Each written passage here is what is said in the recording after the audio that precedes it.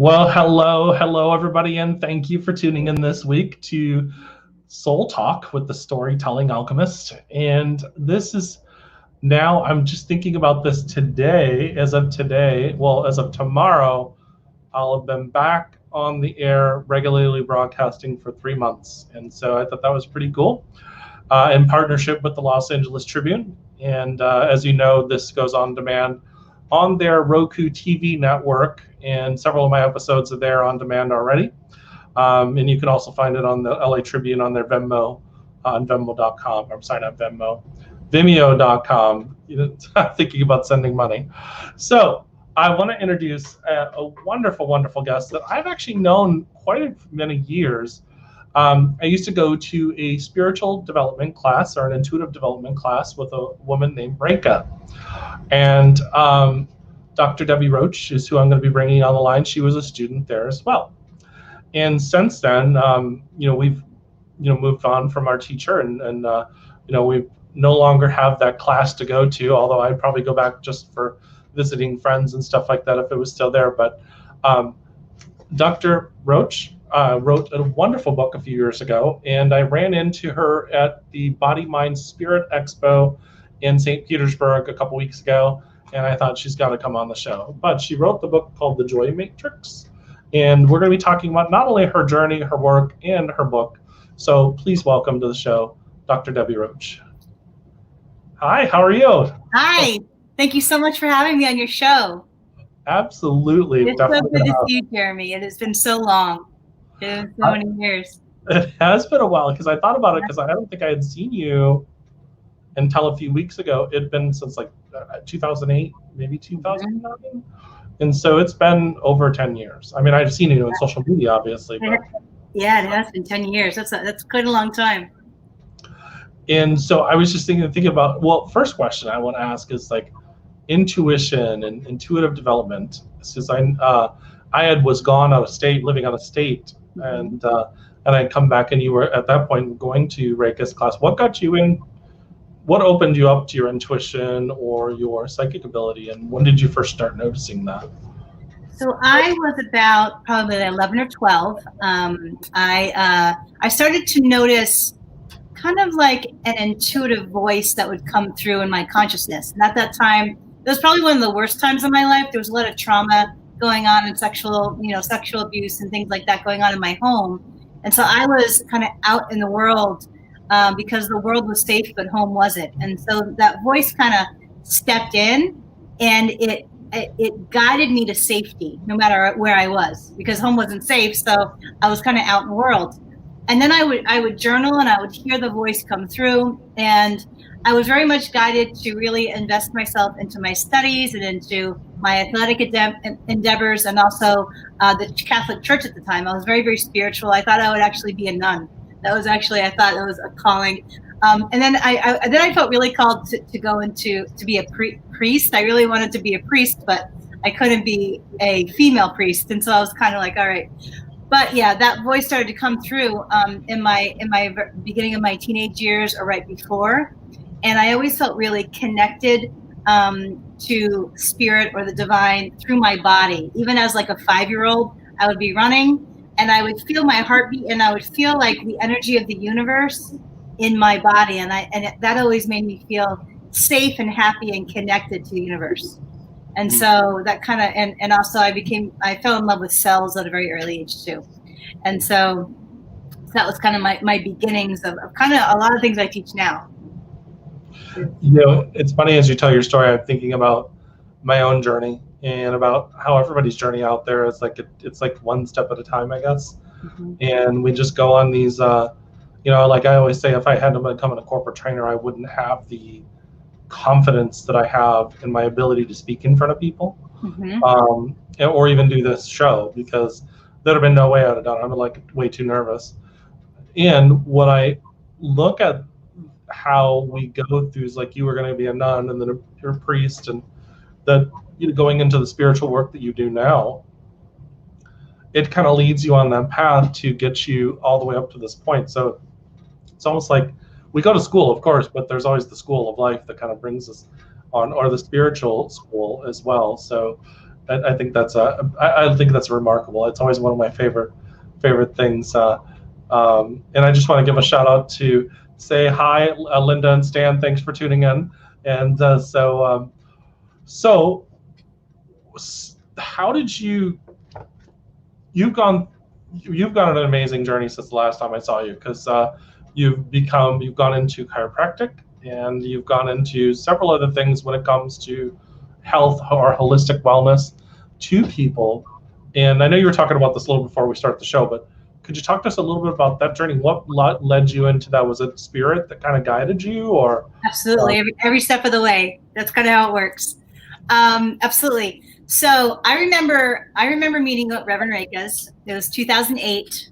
I was going through just a really bad bottom, and I always remember you were kind of like someone I looked up to and I admired, because you were a little bit further ahead of me at that time, and you were just starting to do gatherings and intuitive readings, and you were writing your book, and I was so wowed by you at that time, because I was nowhere near. I hadn't even thought that I was even good enough to do readings, and so you kind of helped pave the way a little bit for my path. So thank you for your example for all those years. Yes, that group was very sacred to me.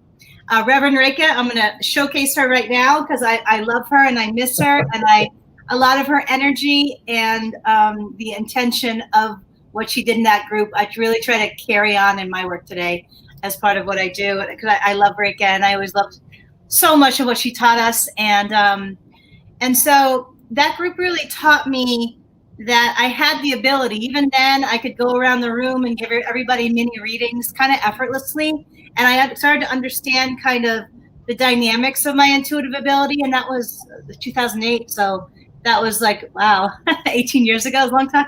So, but at that time, I had lost everything. I had, it was one of the bottoms of my life. Reverend Reika was so beautiful in her gentleness and her guidance around healing. And at that time, I had gotten into a really bad, abusive, toxic relationship. And at that time, I had owned several homes, and I had lost everything in that horribly abusive relationship. I didn't have even though I was so strong in so many areas, I didn't have the emotional awareness of my broken pieces that I hadn't yet healed from my past. And unfortunately, that abusive relationship just tapped in, and it was my weakest link, and I was bottomed out. And in some ways, that was the best thing that could have happened to me, because I wouldn't have kind of gone on a soul searching journey had I had all my stuff to look at, right? And so hit a really bad bottom. I was teaching at the time, even though I loved teaching, and the kids, especially the kids I taught, were a lot of the kids that had learning issues and learning disabilities, and they were inner city kids. So these are Title I schools. So a lot of them came from poverty where they didn't have parents. And to this day, I love those kids. You know, I see them out still at the mall or out in the community. Now they're parents, some of them, and or they'll contact me on Facebook. And so we developed kind of a bond, because I always treated them as people, and I was always one of those like straight up kind of teachers where I would play them on the courts outside one-on-one and beat them, like the kid, like the African American kids that like were like really like tough. Well, I would play them, and so anyway, and I would have a running tally on the board and stuff like that. So those kids were always in my heart, and even in my work today around the brain and stuff, I always think about those kids, because I was one of those kids growing up. So intuitively, I was the worst I got, because I hit this depression. I was so black for a year. I had lost everything. I had lost the love of my life, or so I thought. And I didn't know what was next. And at that point, I started entering 12-step recovery. There's some 12-step recovery groups around toxic relationships. Mm-hmm. And so I really started to do a lot of soul searching work around my own shame and my own trauma and my own wounding. And I'm so grateful for those programs and all that I've learned. I'm still a part of a few of them, because it's a lifelong journey. And they've given me such a great foundation to do just all of what I do now. Had I not had that foundation in that spiritual program, God knows where I would have been. Yeah. And so, but Reika's class and the people there, it was like this hub of sacred connection And Nareka was such a great teacher when it came to reminding us of the spiritual work that we have to do and the practice of our intuitive gifts and the faith that to follow what we heard. And a lot of other things. Actually, a couple of months ago, I ran across some videos I had taken of Reka. And when I saw her, I was so touched by seeing her. I'd missed her so much.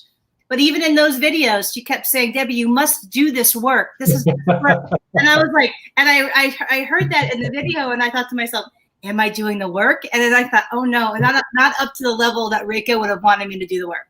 So that got me pondering, and then that really got me wanting to do more of teaching about intuitive development, because it's one thing to have the gift, and it's another thing, well, how do we maximize this ability?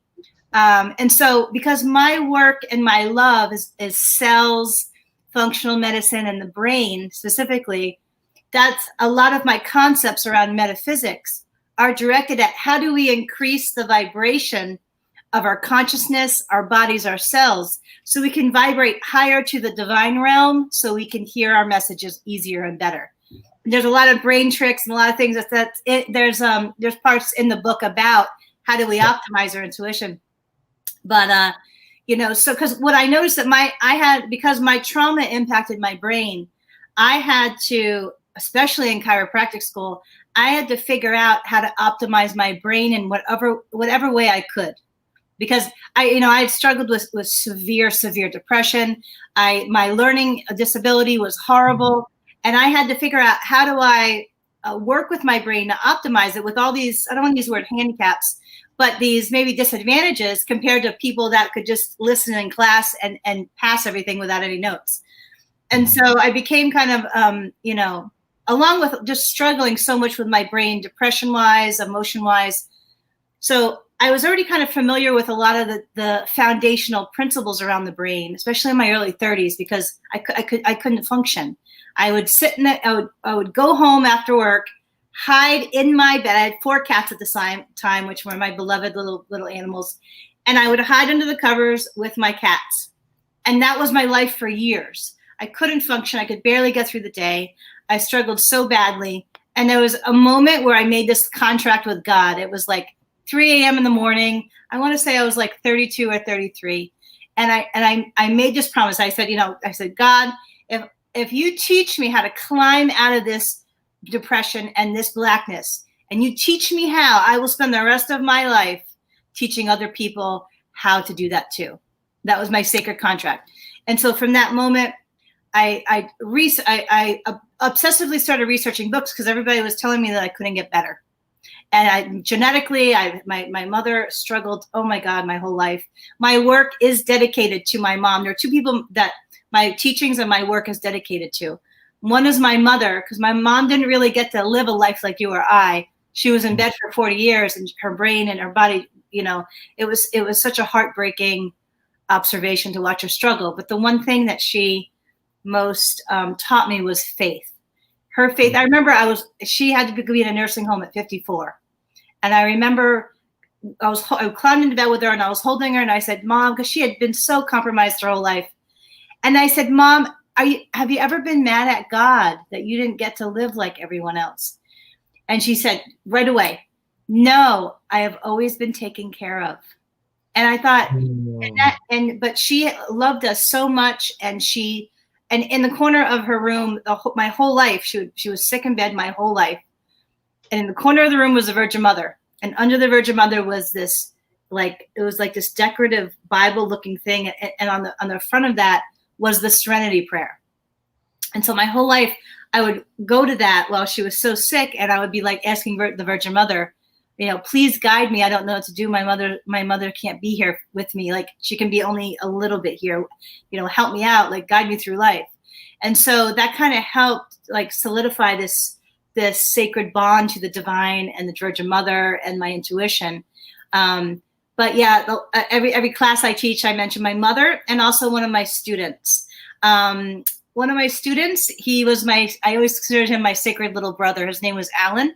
And brilliant young man. He was, the school system did not serve him well. He had a learning disability. But I always tried to like mentor him, and then we became really close. When I had the houses, he would help me paint and stuff like that, and I pay him. But what happened was that he ended up having a brain, some type of a brain issue. And when he went to the doctors and the neurologists, nobody could give him hope. And as a result, he ended up committing suicide because he didn't want to be a burden to his mother. And so part of my work, especially around the brain, is about giving people hope. What are the foundational principles to optimize the brain in all different ways? And like, how do you do that when nobody really in traditional medicine, there's not a lot of hope for people whose brains work differently. And so I feel Alan around me all the time. He often comes and visits. Super grateful, but it's those two people that I always dedicate my work to. That's beautiful. I mean, that's absolutely beautiful. And I just, Natalie, Dr. Forrest, she just said, thank you for sharing your journey with us. And so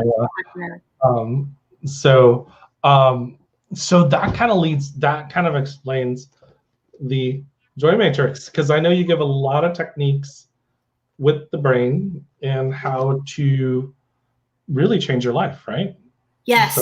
So this was my healing program. So as I bottomed out, and this was the answer to the follow up to the promise to the universe and God during that 3 a.m. moment with all the cats. The image was intuitively derived. So I look at the image, and that's what I most remember about this image is I kept seeing it psychically. And so I was like, how am I ever gonna even describe this to the graphic designer enough to have it pop the way I want? And the first graphic designer didn't work out, but the second one, the first try, she got the image. And so what this image represents is that when it comes to emotional vitality, this book is about healing emotionally from all these different angles. All right, because I felt that, I wrote the book I most would have wanted when I was in my early 30s at some of my worst moments. And so in this book, it's looking at emotional healing from all these different angles. There are 7 modules, and it's framed in the concept of metaphysics and vibrational frequency. So it contains 77 tools, and they're free or very low cost, the majority of them. And so what this represents is that these are all kind of the pieces to, in my journey, what the foundation of emotional healing is all about. So if people are not understanding the foundational principles, especially around functional medicine or nutrition, functional medicine is just kind of a fancy name for cellular nutrition. There are certain principles that if people don't understand and are not using every day, their ability to emotionally feel vibrant is very much decreased. So the brain is in the center, both from a cell perspective, but also from an electricity perspective. There are many different principles and they're easy, it's easy stuff that lay the foundation to be able to feel, happier and just feel better overall. And then the heart is around like the many different, it's a matrix, right? So matrix is like a puzzle or like a labyrinth type idea of how do we heal? How do each of us heal? And all the different kind of avenues specific to our development and our past and our development, whatever it might be. What are those niche kind of areas that will help us evolve and heal emotionally? And then the star represents the divine and our intuition. And so when I was at my worst, I would, especially around the brain, I would see images that would represent certain things. And then I would, for example, one time I kept seeing the connections between the 2 hemispheres of the brain. And electricity, and I kept seeing it. And so ultimately I realized that my guides, my spirit guides, were leading me to research around what's called brain lateralization or brain signaling. So when I finally got that, I'm like, okay, oh, duh, like, why didn't I get that before? I started to pull books from some of the masters in the country on hemispheric signaling and how to maximize certain signaling in the frontal lobe, especially for me. Then another thing I would see, like cells that were bogged down with inflammation, whatever it was, I would see these images, and then I would dive into the research or dive into books that had tons of research in them to understand what I was seeing psychically. And little by little, I was being led to being able to be functional myself and then to be able to teach it. And so that's why I'm so grateful to my intuitive ability, because, in my field, especially, I came from a very research-based school. And, research is wonderful. I am a big believer in research. A lot of what I do is research-based. But there are some limitations to research as well.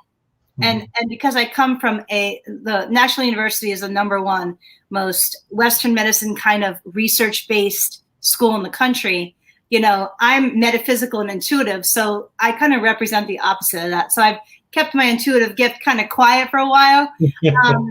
But when it came to my own healing, not just from my brain, but also from a lot of other things, I was diagnosed with several things, rheumatoid arthritis and multiple sclerosis at one point, and a lot of other things that I was able to figure out the cellular dynamics to reverse once you basically, a diagnosis is a label that is categorized as symptoms. That just, if you have 10 symptoms and you have this name, and then ultimately I was able to figure out how to reverse some of the symptoms, but my intuition led me there.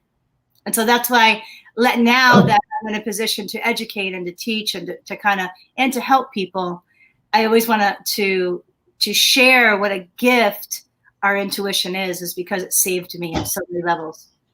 That's so powerful, because it almost feels like you and I've had a very similar journey. Maybe it's a journey that a lot of people have had, but my book was written based on similar to that.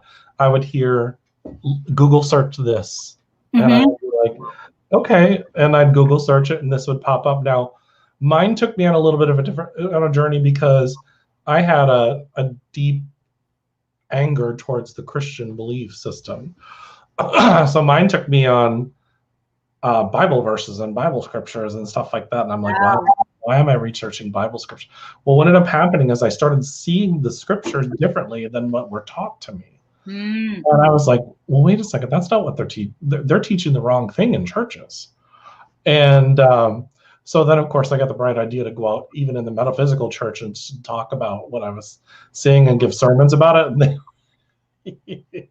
they weren't even really necessarily receiving it as much.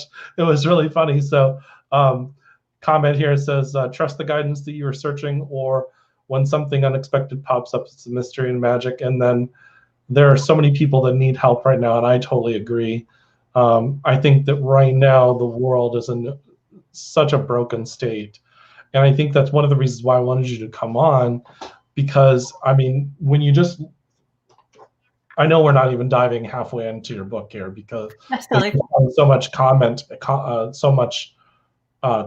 in this, and I would recommend that everybody goes to her or finds this on Amazon, because I know it's on Amazon. It is on Amazon, yes. And your website is Vitality Wellness? It's, there's 2 websites right now. It's Vibrant You Wellness. It'll be launched within the week to actually be on. I've been working on it a little bit and having people work on it. But to get a signed copy of the book, it's vibrantyoulife.com. And then my website name is Vibrant You Wellness. So on Facebook, if anybody wants to add me on Facebook, it's Dr. Debbie Roche, DC, and then it's vibrantyouwellness.com. Or I'm sorry, Vibrant You Wellness. So yes. So definitely, I would go get the sign. You have to get an author signed copy. That's just the thing. And honestly, here's one of the reasons why we're talking about intuition. Their frequency is in that autograph. I don't know if nobody knows. Any knows when an author signs? Oh, that's awesome. Their frequency is in there. So one of the things that I will tell you is because I was just opening up and looking at this is how I study a book. I just open it up, and where my eyes go is where I go. So I'm on page 158, technique 3, hearing numbers. There's more advanced intuitive techniques that developed for me over many years, but hearing numbers, and you're talking about different techniques with that, and I think that a lot of people can relate to that. I mean, for me, I always see them 444, 222, 111, and stuff like that. So that page, that section was talking about spirit cards, and so I was teaching in that section about how to use the Oracle Spirit Angel cards that there's so many decks. And I was teaching, and I was showing how that in the beginning I would just feel the cards and pull it, And then ultimately my gift developed enough where I see kind of the numbers on like a psychic screen, kind of like a movie screen in front of my brain. And so right at that page was me talking about how that's more of an advanced kind of card pull technique, is to be able to see them or hear them. So, yeah. So what are some of the techniques? So you've told a lot about your journey. What are some of the techniques that people can do, especially right now? I mean, there's just a lot. I've been calling it the ping pong of our energies in a ping pong state. Mm-hmm. You know, like it's not even about beliefs or anything like that. It's just the energy is like ping pong, and it's kind of keeping people to. Sure. What are some things that people can embrace in their finding their center, I guess, and pulling themselves out of this hole that they're in right now? When it comes to intuition, there's a lot of masters out there, including Reiki and Abraham Hicks and a lot of other masters. They talk about meditation, and so my angle on meditation really is the focus on stillness. And I say it in that way is because it took me years to be able to get still inside.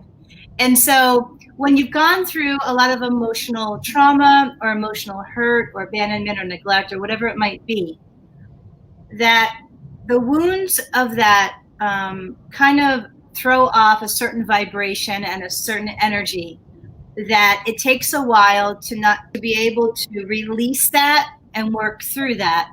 And sometimes stillness means feeling things that you don't want to feel. And so for me, I was often violated in the silence. So it took me almost a few years to get comfortable enough inside of myself for my nervous system to not go into that hypervigilant state. And so the more that we can practice, even if it's for 30 seconds at a time or a minute, because that's where I had to start at like 15 seconds, that it's that comfortability in the stillness, and not only like being comfortable in it, but being aware of how the stillness feels. Because from a vibrational perspective, if you know what your own personal stillness feels like, both inside of you and around your body, then when you hear or you feel another vibration, whether it be a message or a spirit guide or angel visiting you or whatever it is, it's that familiarity with that stillness. That's one of the key pieces to it. But in the beginning, though, I didn't have that. I could not meditate. I couldn't get there. One of my first tools was journaling. And so now, and not just any journaling. So in the beginning, journaling for me was just writing out my thoughts. That's all I was comfortable with. I wasn't comfortable with feelings yet because they were too big and scary for me because of my past. So I would start writing. So what happens when you develop that conduit kind of from your brain to the paper, you're developing this kind of like this energetic subconscious groove of expressing what's in you. All right. So once that is kind of solidified, what happens is that as you start, especially if you combine it with getting comfortable with the stillness, eventually other things will start popping through, and you'll actually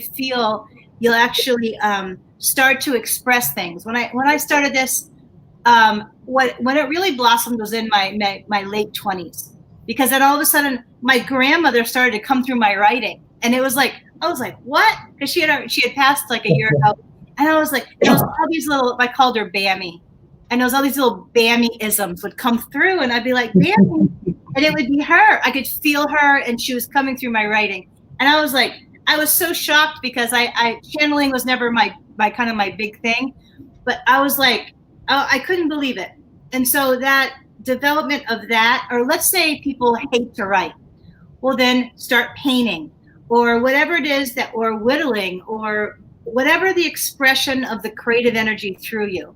And in the beginning, it will be very cerebral, but as you get down the mechanics down, you'll be able to start feeling the energy of something else start to flow through you. And then ultimately you'll be able to you'll either get a hunch, or maybe you'll see an image somewhere, your brain will throw up an image. I think the most important thing that awareness of the stillness really brought me was that the most common question I get when I'm teaching people into intuition or doing a class is that, how do you determine whether it's your brain or an intuitive message? That's the most common question I always get. Okay. And so the answer to that is, number one, it will feel differently. Once you start being aware of the energetic feel of your thoughts versus the feeling of some other type of message or words or pictures, there's a different feel to it. The thoughts will have a lower vibration. They'll be a little flatter and duller and more like I want to say more human earth based. But the divine energy feel of it, it's a little lighter, and it's never going to criticize you. It's always some type of positive guidance. But the feeling of it comes from a different place. Your brain, your frontal lobe is what creates all of the executive functioning and the thoughts, right? Mm-hmm. Oftentimes I'll feel that it's coming from a different place to get there. And so it's the feel of it and the content of it. It's never critical. It's not low vibration. It's always a higher thought, higher realm of something. But the start of being able to feel it out is being able to start being aware of the stillness. And so what I found in my own life is the more that I committed to my emotional healing, and the more that I stood still to feel, but most importantly, to release the emotional hurt, trauma, turmoil, the lower vibration energy out of me, right? Because grief gets so embedded in all of us. The more I could stand still and release it, the more that I could hear my intuition, because that energy takes up space and it creates a lot of static. And so what I also found is that there are certain metaphysical principles when it comes to the cell. And so when you help the body start increasing its vibrational frequency, and that's a big kind of esoteric concept and word in metaphysics. So I'll simplify it. When you do certain foundational cellular health and wellness things, whether it be, clearing out toxins, making sure you have the right kind of fats of the cell wall, making sure that you're intaking certain vegetables and fruits that grow closest to the sun. Juicing is great for detoxification, not eating a lot of processed foods or animal-based foods. You're bringing in a certain level of energy into your cellular system, and it increases the frequency from a physics standpoint, if you want to step outside of the metaphysics, that you're increasing the energy of your cells to such a level that they are able to release any lower vibration energy inside the cell. And for me, that was my old trauma. That was the old stuff that was trapped in my body and my brain and my cells from all that I walked through as a child. So I dedicated, a great decade of my life to the healing. But the most important piece of that is that I had to be strong enough to stand still enough to feel it. And I feel that our society is so driven to distract away from the feeling that if everybody that I've ever seen on an intuitive path, they've been through some stuff. They've been through some serious stuff that they've had to walk through, and they've had to reach for the divine in many different ways in order for the extra strength to get through it in a healthy and constructive way. And so, yeah. That's powerful stuff. Yeah. Especially when you mentioned that the trauma is even down in the cells of the body, because I've been saying that for years. I mean, these traumas are, this PTSD or whatever you're going through, it's stuck in your body, and it's energy, it's trapped energy. And so I think that's for the trauma and the PTSD, and that's an area that I most specialize, or I most build wellness programs around because of my own history and what I've seen work with my own system, is that what people don't realize, and that it's not really well taught in our culture, is that trauma and PTSD is a nervous system response, meaning our neurology gets kind of programmed from the trauma. But the most important thing of why I'm even mentioning it is that it can be unprogrammed. It can be, it's a brain-based state, an electric state, that there are many different ways to help it unwind and regulate. I do a lot of different trauma protocols, one being NADA protocol in the ear. There's other things with the needles you can do to regulate the brain signaling. You can repair the adrenal HPA axis that's involved, because once you get stuck in that stressed state, that hypervigilant state so much, you burn out your adrenal glands, and it messes with that HPA axis. And so there's ways of helping the body heal from a body-based, brain-based perspective. So it's like, what I noticed is that, I did all this emotional work, but my neurology was still stuck in that trauma hypervigilance state. And so then I had to figure out, how do I also work with my brain and nervous system and neurology to get back to normal? So it's kind of like a multifold effect. And so even though I'm kind of brainy and a little bit too top heavy sometimes, the book was really written from a really easy to use tool-based perspective. And it's a reference manual. You can open it up anywhere. That's why I wrote it. That's what is so cool about it. It's not even a book you have to necessarily read from front to cover. It's helpful. Like, you can actually go in here and find a place and know. I mean, you even go into low frequency, high frequency, and different stuff like that. And teaching. I don't think you're heavy on and the content. I mean, I'm a nerd, so I mean, it's for me. It's like, it's exciting stuff, and I know the people watching right now that this is something that they enjoy as well. So it's like, I've interviewed Amit Goswami from What the Bleep We Know, and everybody's all excited because he talks quantum physics, and so which you and I could probably talk about quite a bit. I love all that stuff. So I want to just throw out here just the last few minutes of the show. Hey, everybody, join the Joy Matrix. And I want to say one more thing about that book. Okay, go ahead. It was all intuitively derived. So I would get so stuck and frustrated because my brain is so right-brained. And I would say I got stuck at least every other page. And I would ask the divine, okay, do I include this sentence or not? Nope. And so even the structure of how it was written was derived intuitively. So anyway, thank you, universe. Well, you got a comment on that. Your book sounds wonderful. I love opening a book to find answers instinctively. So it's funny. Well, last thing I'll say about this is that mine took me 5 years to write, just because Spirit was guiding me, and then I would get in my head. And so that was one of the things that Reiki used to get on my case about all the time, was getting in my head. So, and you can just hear her say, just all you have to do is say 911, hello God. That's right. That's right. So I totally understand. With that being said, what is some last minute things that maybe you want to give advice to people out listening, or the people future listening or watching, that they can use for their lives as we wrap up the show? Absolutely. So intuitively, I'm hearing the word trust. Really trust the messages that you hear, and most importantly, take action on them. Have the courage and the faith to take action on what you hear, and the universe will support you. And so that's probably trusting yourself and your connection to the divine well enough to take the action. Wonderful. Wonderful. So lots of great people coming on the show, everybody, in the next few weeks. Stay tuned. I've got a Napoleon Hill instructor coming on who I just met recently. And, and I've got my friend Lisa Fry coming on next week. So lots of cool people coming on to the show.